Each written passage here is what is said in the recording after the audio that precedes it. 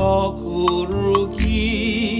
mebere zamoku obi m kwuru maka gị si chọọ ihu ya inwe nnukwu ihe na enyemaka m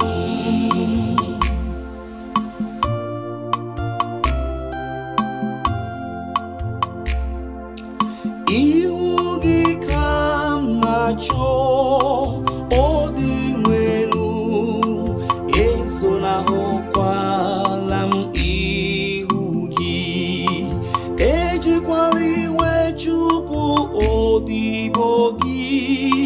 gị bụ onye enyemaka m inwe nnukwu ihe m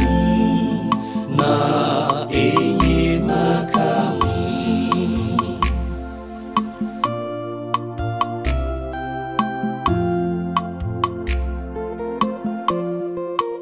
o doro m anya na aga m ahụ ịdị mma nke dị nwenu n'ala ndị dị ndụ chekwube na ya kwụsị ike obi sie gị ike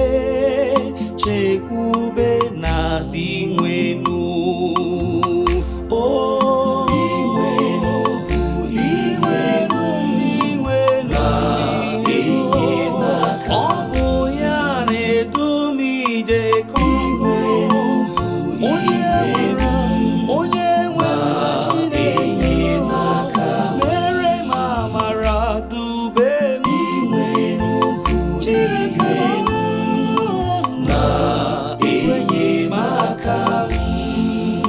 Yes, Lord.